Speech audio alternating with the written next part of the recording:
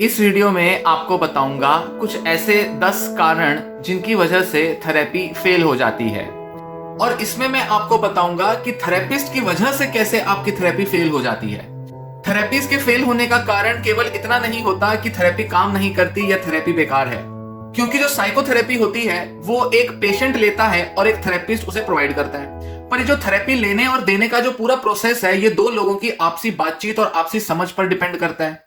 एक थेरेपिस्ट एक पेशेंट को किस तरह से सुन रहा है, समझ रहा है और उसको किस तरह से प्रॉब्लम के बारे में, सॉल्यूशंस के बारे में एक्सप्लेन कर रहा है, ये बहुत जरूरी होता है। और साथ ही पेशेंट को भी जो डॉक्टर बता रहा है उसे रिसीव करना चाहिए, उसे समझने के लिए तैयार रहना चाहिए, तभी वो थेरेपी सक्सेसफुल होती है। या इसी के अगर आगे देखें तो पेशेंट समझ तो जाता है कि उसे क्या करना है क्या नहीं, पर अगर वो उसे अमल में नहीं ला पाता तो भी थेरेपी सक्सेसफुल नहीं होती। तो इतना तो हम आमतौर पर देख पाते हैं कि थेरेपी के फेलियर का एक रीजन होता है कि पेशेंट जो है वो उन चीजों पर अमल नहीं कर रहा जो थेरेपिस्ट बोल रहे हैं, या पेशेंट की बीमारी बढ़ गई ज्यादा, इस वजह से वो थेरेपी पे काम नहीं कर पा रहा, या पेशेंट जो है वो दवाओं पर ज्यादा निर्भर है, इस वजह से थेरेपी नहीं ले पा रहा। कुछ ये तो बड़े जाने माने से फैक्टर्स हैं, पर कई बार थेरेपिस्ट की वजह से भी थेरेपीज सक्सेसफुल नहीं होती और कई सारे ऐसे थेरेपिस्ट फैक्टर होते हैं या जिन्हें थेरेपिस्ट वेरिएबल कहते हैं, उनकी वजह से भी थेरेपीज सफल नहीं हो पाती। इसी तरह के 10 कारण इस वीडियो में आपसे डिस्कस करूंगा। पहला कारण है एम्पैथी की कमी। एम्पैथी मतलब हमदर्दी। डॉक्टर या थेरेपिस्ट आपकी कंडीशन को आपके नजर से नहीं समझ पा रहा। आप डॉक्टर से, थेरेपिस्ट से कुछ अपनी प्रॉब्लम रखते हैं, कुछ उससे अपनी प्रॉब्लम शेयर करते हैं, अपने जो भी सिम्टम्स हैं वो बताते हैं। अब आमतौर पर थेरेपी के अंदर यह जरूरी होता है कि डॉक्टर या थेरेपिस्ट आपकी प्रॉब्लम को आपके तरह से सुने, समझे, देखे कि आप इन समस्याओं से कैसे डील कर रहे हैं और किस वजह से आपकी समस्याएं बढ़ जाती हैं या कम हो जाती हैं। आपके पास्ट के बारे में, प्रेजेंट के बारे में, माहौल के बारे में हर तरह की जानकारी ले और तब जाकर एक अच्छी अंडरस्टैंडिंग बनाए कि आप इन समस्याओं से कैसे जूझ रहे हैं, और तब वो बता पाएगा कि आपको क्या सॉल्यूशंस अपनाने हैं। पर कई बार थेरेपिस्ट बने बनाए सॉल्यूशन देने की कोशिश करते हैं, जल्दबाजी में रहते हैं, आपकी प्रॉब्लम को जज करते हैं, ऐसा मान के चलते हैं कि आप बस बेवजह इतने चिंतित हो रहे हो। भले ही वो थेरेपिस्ट हैं, पर फिर भी कई बार डॉक्टर या थेरेपिस्ट जो होते हैं वो आपकी प्रॉब्लम को समझने की उतनी कोशिश नहीं करते जितना की उम्मीद की जाती है। इस वजह से जब वो समझेंगे ही नहीं तो वो थेरेपी भी अच्छे से नहीं दे पाते, क्योंकि थेरेपिस्ट और पेशेंट के बीच का जो संवाद है वो काफी गहरा हो जाता है। काफी डिटेल में, काफी डेप्थ में जाकर काफी चर्चा करनी होती है, जिसके लिए पेशेंस मतलब धैर्य से पेशेंट की बातों को सुनना होता है, तभी एक डॉक्टर उसे समझ पाता है और उसके लिए हमदर्दी रख पाता है। तो डॉक्टर को अपने नजरिए से नहीं, पेशेंट के नजरिए से सोचना जरूरी है, और अगर वो ऐसा नहीं करेगा तो थेरेपी सक्सेसफुल नहीं होगी। फिर आता है कि डॉक्टर या थेरेपिस्ट जो है उसके पास या तो एक्सपीरियंस नहीं है या प्रॉपर ट्रेनिंग नहीं है। या तो हो सकता है वो ऐसे लोगों को ठीक करने का दावा कर रहा है जिसे वो ठीक कर ही नहीं सकता, जिसको आज तक उसने कभी ठीक किया ही नहीं, पर जस्ट दिखाने के लिए कि मेरे पास हर तरह के पेशेंट आए या मैं हर तरह का पेशेंट हैंडल कर सकता हूं, जस्ट अपने को वो जरूरत से ज्यादा ही आंक लेता है। इस वजह से वो पेशेंट्स को ट्रीटमेंट तो देना शुरू करता है पर उसको पूरा आता ही नहीं ट्रीटमेंट देना। या तो वो बहुत नया नया है अपनी फील्ड में, इस वजह से नहीं दे पा रहा, या फिर उसको उस पर्टिकुलर थेरेपी या उस बीमारी के लिए प्रॉपर ट्रेनिंग नहीं मिली। इसमें एक समस्या तो ये होती है कि बहुत से लोग थेरेपिस्ट के पास जाते हैं जो कि थेरेपिस्ट ही नहीं होते। मेंटल डिसऑर्डर के ट्रीटमेंट के लिए क्लिनिकल साइकोलॉजिस्ट के पास जाना होता है। अब कई सारे आपको ऐसे डॉक्टर या ऐसे साइकोलॉजिस्ट मिल जाएंगे जिन्होंने कुछ छोटा मोटा डिग्री लिया होगा शायद साइकोलॉजी में, और वो दावे करेंगे कि वो मेंटल डिसऑर्डर ठीक कर सकते हैं। ऐसे डॉक्टर ना तो उन बीमारियों को ढंग से समझते हैं, ना उनका ये रोज का काम होता है, और ना ही उनको इसकी प्रॉपर ट्रेनिंग मिली होती है, और यही वजह होती है कि ऐसे लोग आपका सही इलाज कर ही नहीं सकते। फिर तीसरा कारण आता है पुअर कम्युनिकेशन स्किल्स। डॉक्टर आपसे ठीक से कम्युनिकेट ही नहीं कर रहा, ठीक से आपको आपकी बातें समझा ही नहीं रहा, प्रॉब्लम या सॉल्यूशंस को ठीक से आपको कन्वे नहीं कर पा रहा, आपको क्या करना चाहिए, क्या नहीं, क्या सही है आपके लिए, क्या गलत है, आपको वो करेक्ट ही नहीं कर पा रहा। उसने बस 2-4 चीजें आपको बता दी, अब वो उन्हीं चीजों को बार बार रिपीट किए जा रहा है। ये नहीं देख पा रहा कि आपकी दुविधा के हिसाब से आपको क्या जवाब देना है, इसके लिए अपने को अपडेट ही नहीं करता। तो ऐसा लगता है कि बस कई सेशन ले रहे हैं और थेरेपी सेशन में एक ही चीज चलती रहती है, एक ही चीज हम रोज बताते हैं, डॉक्टर वही रोज के सॉल्यूशन देते हैं। तो कम्युनिकेशन स्किल्स की प्रॉब्लम की वजह से भी पेशेंट और डॉक्टर आपस में कनेक्ट नहीं कर पाते। फिर आता है इनफ्लेक्सिबिलिटी या रिजिडिटी। डॉक्टर जो है वो ऐसा सोचता है कि जो वो बता रहा है बस वही करना है, उसके अलावा कुछ और नहीं करना। जो उसने कह दिया, जिस तरह का सॉल्यूशन उसने बता दिया, वही सॉल्यूशन काम करेगा, उसके अलावा पेशेंट कुछ भी करेगा बेकार में वो अपने एफर्ट लेगा, उसे वो सब छोड़ देना चाहिए और डॉक्टर की बात में ही भरोसा करना चाहिए। जैसे हो सकता है कि एक थेरेपिस्ट हो, वो कहे कि साइकोलॉजिकली ही आपकी प्रॉब्लम को दूर किया जा सकता है, दवाइयों की कोई जरूरत नहीं है, तो आपको बार बार आपको दवाओं से दूर करने की कोशिश करेगा, बावजूद इसके कि आपकी मेंटल कंडीशन ऐसी है ही नहीं कि आप दवाइयां छोड़ पाओ, या शायद आपके इलाज में दवाइयां हो सकता है कि जरूरी हो। पर थेरेपिस्ट जो है वो अपनी सोच, अपनी इच्छाएं आप पर थोपेगा, वो आपको अपने तरीके से ठीक करने की कोशिश करेगा, या वो बड़े बड़े दावे करेगा मैंने इतने पेशेंट ठीक किए हैं, इसी तरह से ठीक किया, आप भी ऐसा ही करो, आप विटामिन लेना शुरू करो और थेरेपी लो, इसके अलावा कुछ करने की जरूरत नहीं। या वो एक ही टाइप की स्ट्रेटेजी को बार बार आप पर फोकस करेगा, भाई एंग्जाइटी दूर करनी है तो आपको मेडिटेशन ही करना है, रिलैक्सेशन ही करना है, जब भी मेरे पास आओ रिलैक्सेशन करेंगे हम। वो उसके अलावा आपकी प्रॉब्लम को, आपकी चिंताओं को, आपके बिलीव्स को समझेगा नहीं, जानेगा नहीं, तो उन्हें ठीक भी नहीं करेगा। तो वो एक ही चीज पर अटक जाएगा और इस वजह से वो थेरेपी को अच्छे से नहीं दे पाएगा। फिर एक और कारण आता है काउंटर ट्रांसफरेंस। काउंटर ट्रांसफरेंस का मतलब है डॉक्टर अपने तरीके से आपको देख रहा है। मान लीजिए उस डॉक्टर का पहले कभी कोई अनुभव हुआ किसी पेशेंट के साथ, और उसके कुछ ऐसे एंजाइटी, डिप्रेशन या ओसीडी के कुछ पेशेंट थे और उनको उसने किसी तरह से ठीक किया या शायद ठीक नहीं कर पाया, तो उसे लगेगा कि आप जिस तरह की प्रॉब्लम उसके सामने रख रहे हो आपकी भी प्रॉब्लम वैसी ही है, आप भी उसी तरह के व्यक्ति हो, जिस तरह का उसका पुराना अनुभव है वो आपको भी उसी नजर से देखेगा, या उसके जीवन में कुछ ऐसे लोग रहे हैं और आप में वो उस व्यक्ति की छवि ढूंढेगा। ये कुछ ऐसी चीजें हैं जिसमें कि डॉक्टर या थेरेपिस्ट जो है जब वो कई तरह के लोगों से मिलता है तो वो उनके प्रति बायस्ड हो जाता है, पक्षपाती हो जाता है। तो मान लीजिए अगर कोई पेशेंट है वो बताता है कि डॉक्टर आपकी बताई हुई जो पिछली सजेशन है वो मुझ पर काम नहीं कर रही, मुझे आप कुछ और बताओ, तो डॉक्टर ऑफेंड हो जाएगा। डॉक्टर को लगेगा कि अच्छा ये मेरी बात नहीं मान रहा, सुनता ही नहीं है, हाँ मैंने देखे हैं बहुत से पेशेंट डॉक्टर की सुनते नहीं है, अपनी करते हैं, इसलिए तो ठीक नहीं हो पाते। तो डॉक्टर क्या कर रहा है, वो अपने पुराने अनुभवों के आधार पर, चाहे वो पेशेंट के साथ उसके एक्सपीरियंस रहे हो या उसने अपनी पर्सनल लाइफ में भी ऐसे लोग देखे हों जो कि आपके ही नेचर के या आपके ही तरह के स्वभाव रखते हैं, वो आपको भी उसी नजर से देखने लगता है, वो आपको इंडिपेंडेंटली, न्यूट्रली नहीं देखता। तो ये होता है काउंटर ट्रांसफरेंस, जिसकी वजह से वो आपको या तो डोमिनेट कर सकता है, आपसे भी चिढ़ सकता है, आपके प्रति गुस्सा कर सकता है, या आपसे दूर होने की कोशिश कर सकता है। कई बार डॉक्टर्स अपने जीवन में कुछ ऐसे पेशेंट देखते हैं जिनका वो किसी वजह से इलाज नहीं कर पाए या पेशेंट के साथ उनके रिलेशन खराब हो गए। तो कई बार डॉक्टर क्या करता है, उसे लगता है कि हाँ ये पेशेंट भी उसी टाइप का है जैसा मैंने देखा था, तो वो उस पेशेंट के ट्रीटमेंट को मन से करते ही नहीं, उनकी इच्छा शक्ति होती ही नहीं कि इस पेशेंट को मैं ज्यादा मेहनत करूं या इसको ठीक करूं। तो बस अपनी दुकानदारी चलाते हैं और थोड़ा बहुत ही पेशेंट को ठीक करने में इंटरेस्ट लेते हैं, वो इसलिए क्योंकि उनके पुराने अनुभवों की वजह से वो ऐसा कर रहे हैं। तो ये होता है काउंटर ट्रांसफरेंस, जिस वजह से थेरेपीज कई बार सक्सेसफुल नहीं हो पाती। फिर नेक्स्ट एक कारण आता है बर्नआउट और कंपैशन फटीग। डॉक्टर बहुत सारे पेशेंट देख रहा है और थक चुका है, परेशान हो चुका है, रोज इतने इतने पेशेंट्स की प्रॉब्लम सुनो, घंटा 2 घंटा उनकी प्रॉब्लम्स को हैंडल करो, फिर हर तरह के अपने तनाव लाते हैं लोग, कई बार उनके परिवारों से भी बहुत तनाव आता है, उनके घर वाले भी अपनी तरह की समस्याएं रखते हैं, फिर कई बार ट्रीटमेंट जो है वो ठीक नहीं हो रहा, तो इस वजह से डॉक्टर भी कई तरह की परेशानियां मोल लेता है, कई तरह से ओवर थिंक कर सकता है डॉक्टर। थेरेपिस्ट जो है वो आपकी प्रॉब्लम में जरूरत से ज्यादा इन्वॉल्व हो सकता है, आपके लिए पर्सनल रिस्पॉन्सिबिलिटी ले सकता है, आपके लिए अपनी दया, अपनी भावनाओं को बढ़ाने के लिए वो एक्स्ट्रा एफर्ट लेता है। इस वजह से डॉक्टर थक जाता है। तो थकान की वजह से कई बार डॉक्टर आपके साथ या तो ठीक से काम नहीं कर पाते, या फिर कुछ पेशेंट्स पर इतना जोर दे देते हैं, इतना ध्यान दे देते हैं कि नए पेशेंट्स पर या कुछ और दूसरे पेशेंट्स पर वो ध्यान नहीं देते। इस वजह से दूसरे पेशेंट्स की थेरेपी अच्छे से नहीं चल पाती। फिर आता है कि थेरेपिस्ट में कल्चर को समझने की उतनी सेंस नहीं है।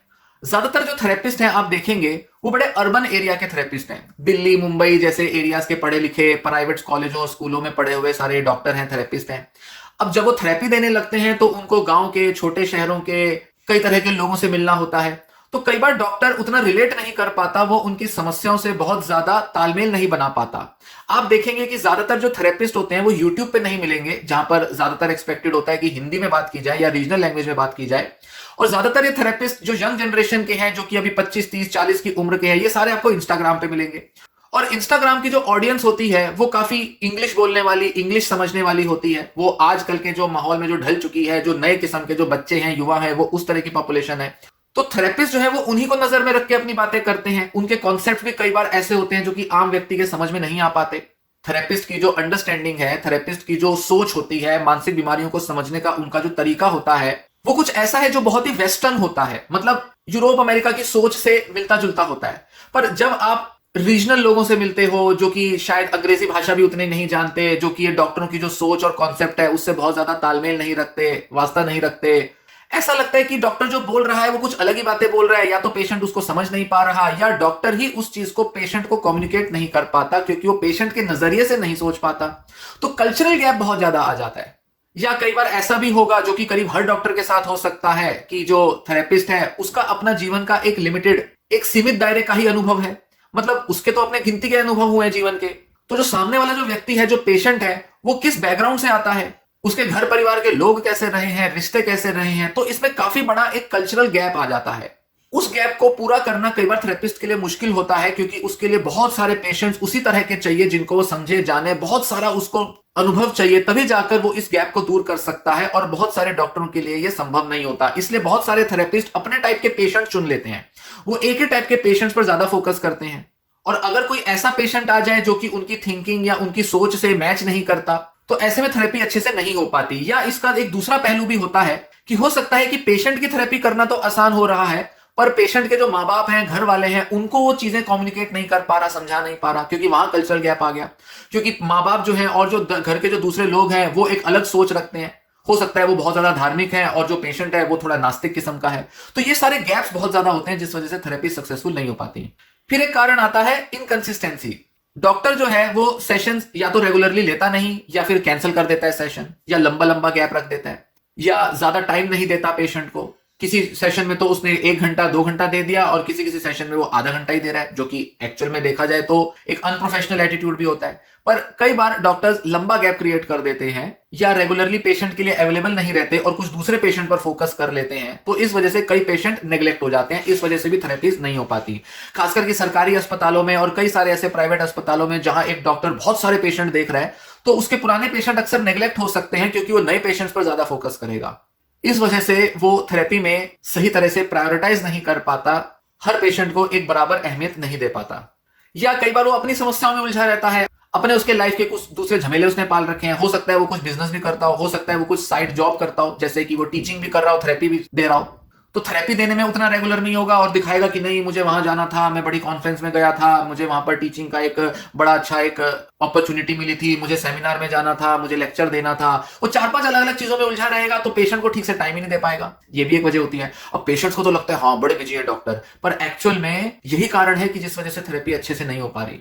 फिर एक और कारण आता है कि ऐसे ट्रीटमेंट गोल्स रख दिए जाते हैं जो कि अनरियलिस्टिक होते हैं या अनक्लियर होते हैं। डॉक्टर जो है वो पेशेंट को बता ही नहीं पा रहा कि उसे खुद को ठीक कैसे करना है या किन पहलुओं पर, किन मुद्दों पर फोकस करना है। पेशेंट केवल अपने सिम्टम लाता है, अपनी कंप्लेंट्स लाता है, पर उनको कैसे हैंडल करना है, पेशेंट को कैसे गाइड करना है, ट्रीटमेंट के कौन से ऐसे गोल्स रखे जाएं जो कि अचीव किए जा सकते हैं। जरूरी नहीं कि थेरेपी में हर चीज को ठीक किया जाए, पर उन कुछ ऐसे इश्यूज को या उन कुछ ऐसे सिम्टम्स या प्रॉब्लम्स को डील करना जरूरी होता है जिससे कि पेशेंट का ज्यादा से ज्यादा तनाव कम होगा और पेशेंट जल्द से जल्द रिकवर कर पाएगा। और डॉक्टर के लिए जरूरी होगा कि वो मेन मुद्दों पर ही फोकस करे, उसको थेरेपी में क्या करना है, किस तरह से टारगेट करना है प्रॉब्लम को, उसी चीज पर फोकस करे। ये नहीं कि थेरेपी में कुछ भी गप्पे चल रही हैं, 15 मिनट मेन बात हो गई, आधा घंटा फालतू की इधर उधर की बातें हो रही हैं, फालतू का पेशेंट का समय जा रहा है। या डॉक्टर जो है वो हर अगले सेशन में अपना जो फोकस है वो बदल देता है, कभी उसके सिम्टम पर बात करेगा, कभी उसके फैमिली पर बात करेगा, कभी उसके पास्ट पर बात करेगा। तो डॉक्टर को ही क्लियर नहीं हो पा रहा कि उसको किस एरिया पर फोकस करना है जिससे कि पेशेंट की ज्यादा से ज्यादा अच्छी मदद की जा सके। तो कई बार डॉक्टर कहेगा कि अच्छा, आप ना अपने पुराने जो पेरेंट्स और फैमिली के रिलेशनशिप्स हैं उनको सुधार करो, उसमें देखो कि क्या प्रॉब्लम आ रही है, मुझे पता है आपके फैमिली में बहुत सारा अब्यूज और ट्रॉमा रहा है, उसको चलो हील करते हैं। अब हो सकता है कि वो चीजें हील हो ही ना पाए, हो सकता है कि पेशेंट खुद ही उन चीजों को आसानी से हैंडल कर चुका हो या किसी तरह से अडेप्ट कर चुका हो और आप उसकी थिंकिंग पर और उसके बिहेवियर पर ही फोकस करके उसको ठीक किया जा सके। तो गोल्स जो है वो बड़े अनक्लियर और अनरियलिस्टिक हो सकते हैं। फिर इसमें एक और लास्ट फैक्टर आता है जो कि कई मामलों में देखने में आता है कि डॉक्टर या थेरेपिस्ट जो है वो फीडबैक के लिए बड़ा रेजिस्टेंट है।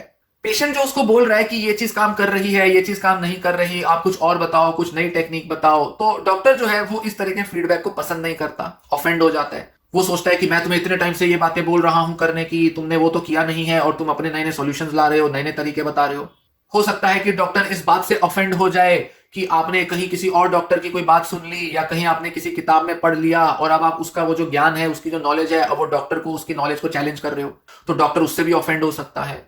या हो सकता है कि पहले किसी थेरेपिस्ट के साथ आपने काम किया है और आप थेरेपिस्ट के साथ बार बार ये जोर दे रहे हो कि मुझे उसी टेक्निक पर काम करना सिखाओ। या इसका एक दूसरा पहलू भी है कि हो सकता है कि थेरेपिस्ट एक दो चीजों से ज्यादा कुछ आपको बताना जानता ही ना हो, तो आप जब कुछ नई समस्याएं लेकर आते हो तो वो समझ ही नहीं पा रहा, जान ही नहीं पा रहा, इस वजह से वो आपका फीडबैक लेता ही नहीं, वो इग्नोर करता है। जैसे अक्सर साइकेट्रिस्ट क्या करते हैं, आप अगर उनको कुछ अपने साइड इफेक्ट बताते हो तो वो आपके साइड इफेक्ट्स की सुनते ही नहीं, वो कहते हैं ठीक है दवाइयां लेते रहो, ठीक हो जाओगे, साइड इफेक्ट तो हैंडल करने पड़ते हैं, क्या बड़ी बात हो गई। तो डॉक्टर क्या कर रहा है, आपका जो फीडबैक है, आपकी तरफ से क्या वो रिस्पॉन्स आ रहा है, वो आपकी सुन ही नहीं रहा। इसी तरह से कई बार थेरेपिस्ट भी पेशेंट की नहीं सुनते और वो एक ही टेक्निक और एक ही मानसिकता के साथ चलते रहते हैं। कई बार डॉक्टर अपनी नॉलेज को भी अपडेट नहीं करते। इस वजह से भी वो नई चीजें नहीं जान पाते। तो ऐसे कई सारे कारण होते हैं जिसकी वजह से थेरेपी सफल नहीं होती, क्योंकि थेरेपिस्ट किसी तरह की कमी छोड़ देते हैं। क्योंकि कमियां थेरेपी में किसी भी लेवल पर आ सकती हैं। कुछ प्रैक्टिकल प्रॉब्लम्स हो सकती हैं, जैसे कि पैसा नहीं है थेरेपी लेने का, टाइमली ले नहीं सकते, रेगुलरली ले नहीं सकते, या बहुत दूर पड़ता है थेरेपिस्ट, वहां जा नहीं सकते, या प्रॉब्लम इतनी बढ़ गई है कि दवाइयां ही लेनी पड़ेंगी, या घर के लोग नहीं मानते कि हाँ थेरेपी जरूरी है तो इस वजह से नहीं ले पा रहे। कुछ तो प्रैक्टिकल प्रॉब्लम है, कुछ पेशेंट की अपनी प्रॉब्लम है, पेशेंट समझ नहीं पा रहा, डॉक्टर के साथ रिलेट नहीं कर पा रहा, वो एक मानसिकता बनाए हुए है, उसी तरह से देख रहा है, उसको डॉक्टर की भाषा समझ में नहीं आ रही, वो अपने को मोटिवेट नहीं कर रहा अपनी मानसिक समस्या को, सॉल्यूशंस को समझने के लिए, या उसने कहीं देखा देखी में इन्फ्लुएंस ले ली कि अच्छा इस थेरेपिस्ट से मिल लो, थेरेपी ले लो, तो लेने के लिए चल पड़े, पर अंदर से पूरा कन्विक्शन, पूरा भरोसा ही नहीं है। क्योंकि यूट्यूब पर हर जगह सुनते हैं थेरेपी लो, डॉक्टर भी बोल देते हैं तो चलो लेने चलते हैं, पर जब सुनते हैं डॉक्टर की बातें तो लगता है इसमें कुछ नया तो हमें मिला ही नहीं, जबकि नया बहुत कुछ होता है, पर आप उसे सुनने के लिए पूरी तरह से तैयार नहीं हो। और दूसरी तरफ डॉक्टर की भी कुछ कमियां हो सकती हैं, जैसा कि मैंने इसमें बताया। तो कई अलग अलग रीजन से थेरेपीज सफल नहीं होती, उनमें से कुछ फैक्टर्स बताए और कुछ ऐसे फैक्टर्स आगे डिस्कस करूंगा। ये वीडियो यही समाप्त होती है। धन्यवाद।